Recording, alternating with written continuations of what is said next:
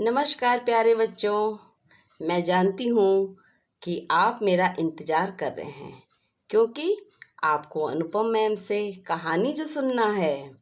तो बच्चों, आपके इंतज़ार की घड़ियाँ अब ख़त्म होने जा रही हैं। पाठशाला खुल चुकी है।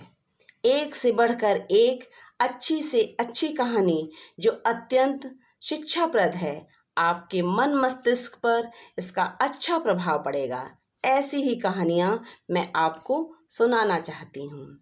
बच्चों, आप जानते हैं हमारा देश ऋषि मुनियों का देश है और उन्हीं के तप तपस्या पर यह धरती टिकी हुई है। सत्य वचन, न्याय व विश्वास के मार्ग पर चलने वाले एक अद्भुत बालक की कहानी आपको सुनाने जा रही हूँ, जिसका नाम है नचिकेता, जो अपनी पितृभक्ति के लिए आज तक जाने जाते हैं। ऋषि मुनियों की धरती को है बारंबार प्रणाम। ऋषि मुनियों की धरती को है बारंबार प्रणाम। यहीं पे जन्मे कृष्ण और यहीं पे जन्मे राम। जिनके पावन चरणों ने इस धरती को है तारा, जिनके पावन चरणों ने इस धरती को है तारा, वह प्यारा देश हमारा बच्चों, वह प्यारा देश हमारा। तो बच्चों, आज आपको नचिकेता के बारे में मैं आपको सुनाती हूँ कि वो कौन थे, किस लिए प्रसिद्ध हुए। तो आइए सुनते हैं कहानी। आश्रम का वातावरण हवन की सुगंध से भरा हुआ था। दूर दूर के ऋषि महात्माओं को यज्ञ में बुलाया गया था। चारों ओर वेद मंत्रोच्चारण की ध्वनि गूंज रही थी। यह विश्वजीत यज्ञ था जो महर्षि वाजश्रवा के द्वारा कराया जा रहा था। कई दिनों तक यज्ञ चलता रहा। यज्ञ की समाप्ति पर महर्षि ने अपनी सारी संपत्ति और गायों को यज्ञ करने वाले को दक्षिणा में दे दिया। दान देकर महर्षि बहुत संतुष्ट हुए। आपके यहाँ भी कोई पूजा होती है, कथा होती है, तो पंडित जी आते हैं, यज्ञ हवन होता है और उसके बाद आपने देखा होगा कि उन्हें दक्षिणा देकर आप उनको प्रणाम करते हैं। आपको बहुत खुशी होती है। उसी प्रकार यज्ञ की समाप्ति पर महर्षि ने भी किया। नचिकेता महर्षि वाजश्रवा के पुत्र थे। बालक नचिकेता को गायों को दान में दिया जाना अच्छा नहीं लगा, क्योंकि वे गायें बूढ़ी और दुर्बल थीं। उन्होंने सोचा, पिताजी जरूर भूल कर रहे हैं। पुत्र होने के नाते उन्हें इस भूल के बारे में बताना चाहिए। नचिकेता पिता के पास गए और बोले, पिताजी, आपने जिन वृद्ध और दुर्बल गायों को दान में दिया है, उनकी अवस्था ऐसी नहीं थी कि ये दूसरों को दी जाएं। महर्षि बोले, मैंने प्रतिज्ञा की थी कि मैं अपनी सारी संपत्ति दान कर दूंगा। गायें भी तो मेरी संपत्ति थीं। यदि मैं दान न करता तो मेरा यज्ञ अधूरा रह जाता। नचिकेता ने कहा, मेरे विचार से दान में वही वस्तु देनी चाहिए जो उपयोगी हो तथा दूसरों के काम आ सके। फिर मैं तो आपका पुत्र हूँ, बताइए आप मुझे किसे देंगे? महर्षि नचिकेता की बात का कोई उत्तर नहीं दिया महर्षि ने, परंतु नचिकेता ने बार बार वही प्रश्न दोहराया। इससे क्या हुआ? महर्षि को क्रोध आ गया। वे झल्ला कर बोले, जा, मैं तुझे यमराज को देता हूँ। नचिकेता आज्ञाकारी बालक थे। यमराज तो आप जानते हैं ना, मृत्यु के जो देवता हैं उन्हें यमराज कहते हैं।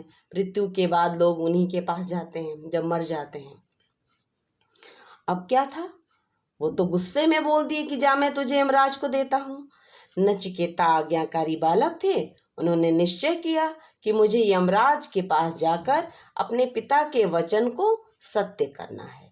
यदि मैं ऐसा नहीं करूँगा तो भविष्य में मेरे पिताजी का सम्मान नहीं होगा। नचिकेता ने अपने पिता से कहा, मैं यमराज के पास जा रहा हूँ, अनुमति दीजिए। महर्षि बहुत असमंजस में पड़ गए।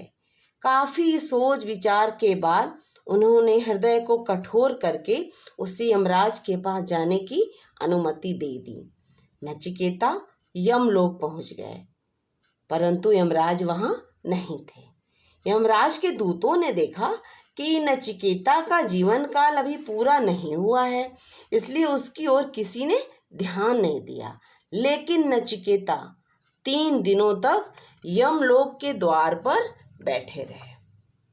चौथे दिन जब यमराज ने बालक नचिकेता को देखा तो परिचय पूछा कि आप कौन हो, यहाँ कैसे आए। नचिकेता ने निर्भीक होकर विनम्रता से अपना परिचय दिया और यह भी बताया कि वह अपने पिताजी की आज्ञा से यहाँ पर आए हैं। यमराज ने सोचा कि यह पितृभक्त बालक मेरे यहाँ अतिथि है। मैंने और मेरे दूतों ने घर आए हुए इस अतिथि का सत्कार नहीं किया। उन्होंने नचिकेता से कहा, हे ऋषि कुमार, तुम मेरे द्वार पर 3 दिनों तक भूखे प्यासे पड़े रहे, मुझसे 3 वर मांग लो। नचिकेता ने यमराज को प्रणाम करके कहा, यदि आप मुझे वरदान देना चाहते हैं तो पहला वरदान यह दीजिए कि मेरे वापस जाने पर मेरे पिता मुझे पहचान लें और उनका क्रोध शांत हो जाए। यमराज ने कहा, तथास्तु, अब दूसरा वर मांगो। नचिकेता ने सोचा, पृथ्वी पर बहुत से दुख हैं, दुख दूर करने का उपाय क्या हो सकता है। इसलिए नचिकेता ने यमराज से दूसरा वरदान मांगा, स्वर्ग मिले किस रीति से मुझको दो यह ज्ञान, मानव के सुख के लिए मांगू यह वरदान। यमराज ने बड़े परिश्रम से वह विद्या नचिकेता को सिखाई। पृथ्वी पर दुख दूर करने के लिए विस्तार में नचिकेता ने ज्ञान प्राप्त किया। देखिए, अपनी विनम्रता से यमराज को भी खुश कर दिया नचिकेता बालक ने, और यमराज उनके गुरु बनकर उनको ज्ञान देने लगे। बुद्धिमान बालक नचिकेता ने थोड़े ही समय में सब बातें सीख लीं। नचिकेता की एकाग्रता और सिद्धि देखकर यमराज बहुत प्रसन्न हुए।